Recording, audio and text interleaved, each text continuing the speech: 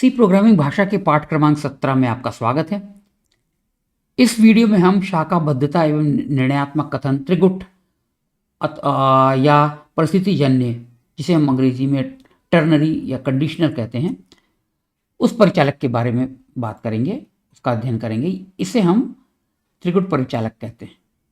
त्रिगुट यानी टर्नरी, अर्थात इसे 3 संकार्यों की आवश्यकता होती है। संकार्य यानी ऑपरेंड, और यह एक तरह से जिसे हम कहते हैं कि छोटा रूप है इफ एल्स का।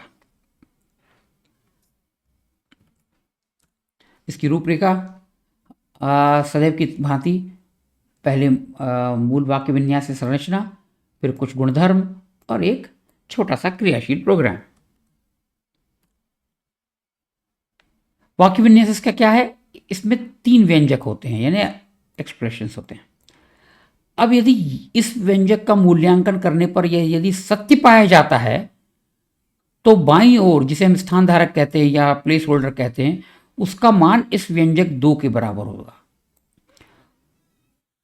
अन्यथा इसका मान व्यंजक 3 के बराबर होगा। कहने का तात्पर्य है इसका मूल्यांकन किया जाएगा, और यह यदि शून्य नहीं है तो जैसा हम जानते हैं उसे सत्य मानेंगे, तो व्यंजक 2 इस स्थान पर आएगा अथवा व्यंजक 3 आएगा। 2 उदाहरण लिखे मैंने यहां पर।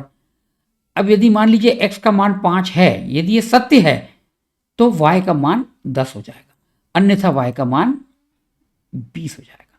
तो आप समझ सकते हैं कि उसको ये कह सकते हैं कि इफ या एल्स या, यदि यह सत्य है तो ये मान, अन्यथा यह मान।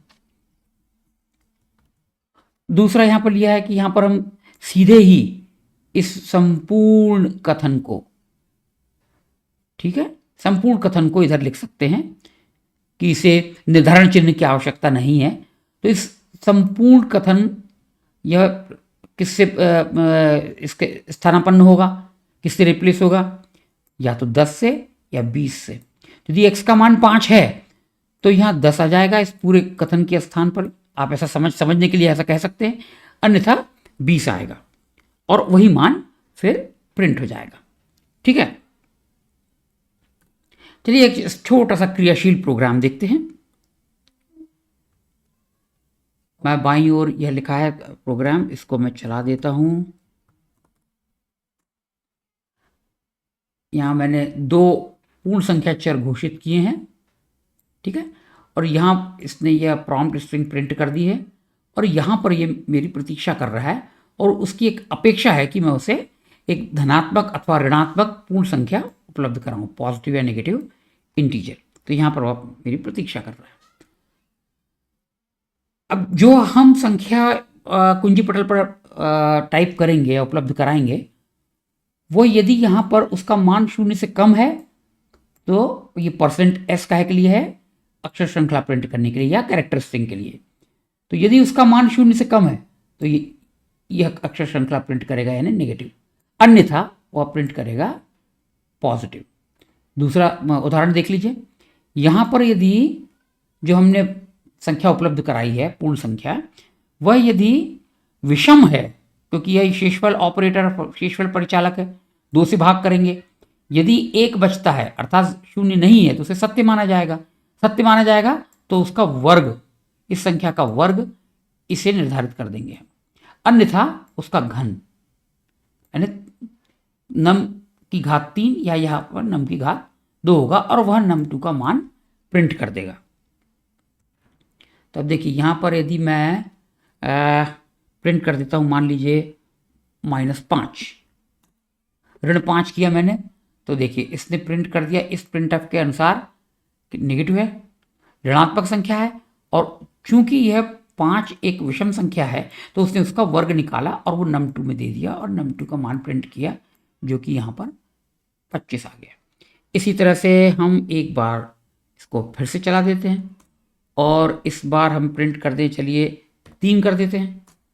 तो ये धनात्मक संख्या है तो उसने पॉजिटिव प्रिंट कर दिया। ये देखिए यह कथन असत्य था तो उसने यह प्रिंट कर दिया, और चूंकि पुनः ये इसका मान विषम संख्या है तो इसका वर्ग, तो 3 का वर्ग 9 होता है, तो उसने प्रिंट कर दिया। तो कितने आसानी से हम इफ एल्स को रिप्लेस कर सकते हैं, उसके स्थान पर हम शॉर्टकट में कम अक्षरों में त्रिभुज परिचालक का प्रयोग करके, एक तरह से इफ एल्स ही है, उसका प्रयोग करके हम अपना प्रोग्राम लिख सकते हैं।